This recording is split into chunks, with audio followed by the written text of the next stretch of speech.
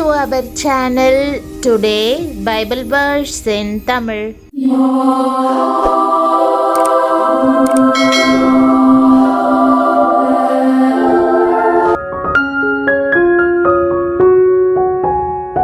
இன்றைய வசனம் எபேசியர் 2ஆம் அதிகாரம் 5ஆம் வசனம். கிறிஸ்துவுக்குள் பிரியமானவர்களே, நம்முடைய ஆண்டவரும் இரட்சகருமான இயேசு கிறிஸ்துவின் வல்லமையுள்ள நாமத்தில் உங்களை வாழ்த்துகிறேன். உங்களை பிழைத்திருக்க பண்ணவும் எல்லாவற்றிலும் சிறந்திருக்க பண்ணவும் தேவன் விரும்புகிறார். அக்கிரமங்களில் மரித்தவர்களாயிருந்த நம்மை கிறிஸ்துவுடனே கூட உயிர்ப்பித்தார். கிருபையினாலே ரட்சிக்கப்பட்டீர்கள் என்ற வசனத்தை இன்று நாம் தியானிப்போம். கிருபையினாலே ரட்சிக்கப்பட்டீர்கள் என்று வேதம் கூறுகிறது. நாம் தேவனுடைய கிருபையினால் ரட்சிக்கப்படுவது எத்தனை பெரிய மகிழ்ச்சி! இது நம்மால் உண்டானதல்ல, தேவனுடைய ஈவு. எபேசியர் 2:8 கிருபையினாலே விசுவாசத்தை கொண்டு ரட்சிக்கப்பட்டீர்கள்.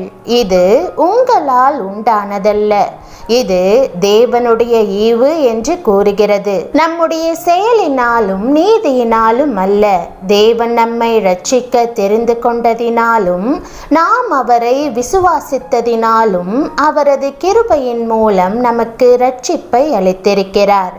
இந்த மாபெரும் பரிசுக்காக நாம் அவருக்கு நன்றி சொல்ல வேண்டும். நான் என் வாழ்வில் பல பாவங்களை செய்திருக்கிறேன். நான் தேவனுக்கு விரோதமாக தீய காரியங்களை செய்திருக்கிறேன். நான் பல வழிகளில் ஜனங்களுக்கு அநீதி இழைத்திருக்கிறேன். நான் பெருமையாகவும் சுயநலமாகவும் இருந்திருக்கிறேன். எனக்கும் என் மகிமைக்குரிய காரியங்களையே நான் செய்திருக்கிறேன். தேவனுடைய கிருபையை பெற நான் தகுதியற்றவன் என்று சொல்லுகிறீர்களா? இன்று நீங்கள் தேவனிடத்தில் மன்னிப்பு கேட்கும்போது அவர் உங்களை பாவத்திலிருந்து ரட்சித்து பரிசுத்தமாக்குவார். அவர் உங்களை தமது பிள்ளை என்று அழைப்பார். தேவன் உங்களை ரட்சிப்பார் என்று நீங்கள் விசுவாசிக்க வேண்டும்.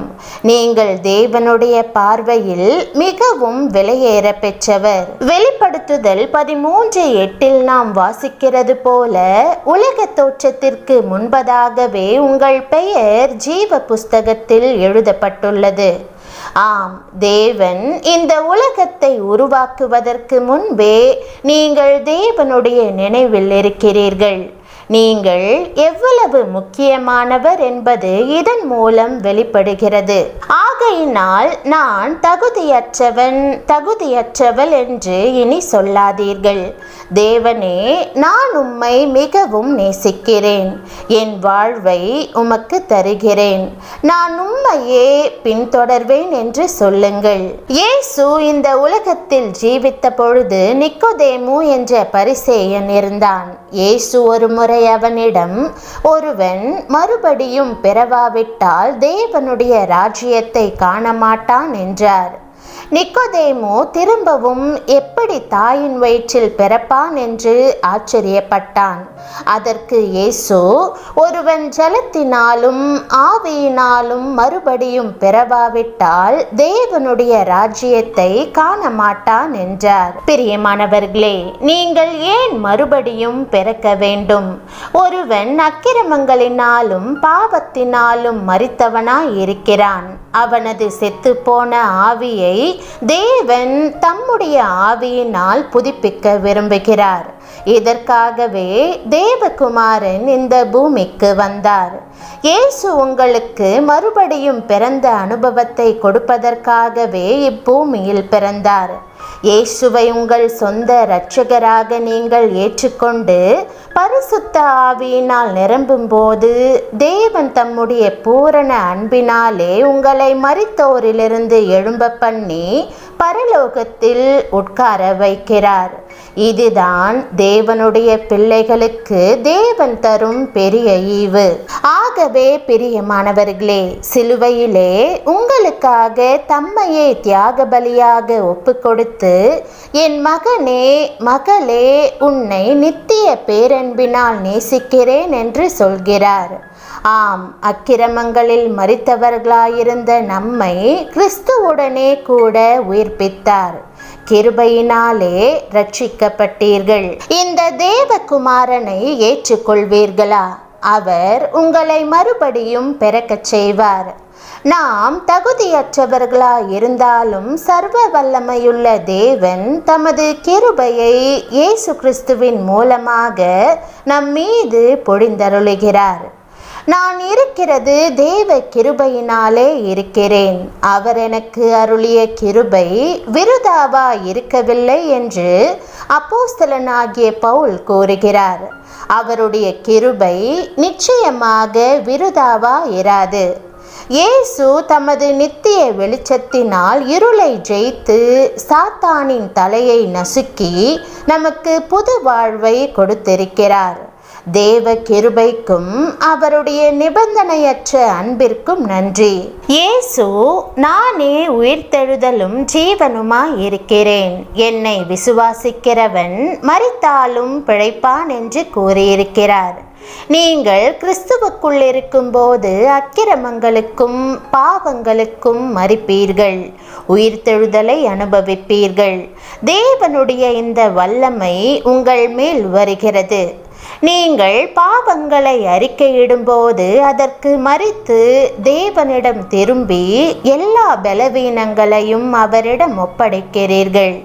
பாவங்களை மன்னிக்க அதிகாரம் கொண்ட இயேசுவுடன் இணைகிறீர்கள். அவருக்கு மாத்திரமே அந்த அதிகாரம் உண்டு. அவர் தம்மை தாமே சிலுவையில் பலியாக ஒப்பு கொடுத்தார். உங்கள் பாவங்களையும் என் பாவங்களையும் மன்னிக்கும்படியாக தம்முடைய இரத்தத்தை சிந்தினார். அவரது இரத்தத்தினால் நாம் பாவம் நீங்க கழுவப்பட்டோம். அவர் உங்களை கழுவி மறுரூபப்படுத்துவார். நீங்கள் அவரிடம் சரணடையும் போது அக்கிரமங்களுக்கு மரிப்பீர்கள், இயேசுவுக்குள் ஜீவிப்பீர்கள். உங்கள் வாழ்வு முற்றிலுமாக உயிர்ப்பிக்கப்படும். கிறிஸ்துவை ஏற்றுக்கொள்ளும் போது உங்கள் வாழ்வு முற்றிலுமாக மறுரூபமாக்கப்படும், உயிர்ப்பிக்கப்படும். உங்கள் ஆவி புதுப்பிக்கப்படும். இன்று உங்கள் வாழ்க்கையை கர்த்தருக்கு அர்ப்பணியுங்கள். தேவன் தமது கிருபையை உங்கள் மீது பொழிவதை காண்பீர்கள். அவரது வல்லமை உங்களை சுத்திகரித்து உயர்த்தும். அவரது கிருபையினால் நீங்கள் மெய்யாய் உயிர்ப்பிக்கப்படுவீர்கள். ஜெபம். எங்களை நேசிக்கிற நல்ல தகப்பனே, சிலுவையில் எனக்காக உம்மையே தியாக பலியாக ஒப்பு கொடுத்தீரே, உமக்கு நன்றி. உமது கிருபையினாலே நான் ரட்சிக்கப்பட கிருபை செய்தருளும். உம்முடைய ராஜ்யத்தை அடையும் ஸ்லாக்கியத்தை எனக்கு தாரும். பரலோக ராஜ்யத்திற்குள் பிரவேசிக்கும் கிருபையை தாரும். தேவனே, நான் பாவத்தினாலே மரித்து போகாதபடி உம் பரிசுத்த ஆவியினாலே புதுப்பிக்கப்பட இரக்கம் பாராட்டும். என் பாவத்திலிருந்து என்னை கழுவி சுத்திகரியும். நான் தெரிந்தும் தெரியாமலும் செய்த பாவங்கள் அனைத்தையும் மன்னித்தருளும். நான் உமது பிள்ளை. நான் மீண்டும் பாவங்களை செய்யாதபடி என்னை காத்தருளும். சோதனையை ஜெயிக்க உமது பலன் அருளும். உம்மை பின்தொடரவும் விசுவாசிக்கவும் இரட்சிப்பின் சந்தோஷத்தை அனுபவிக்கவும் எனக்கு உதவி செய்தருளும்.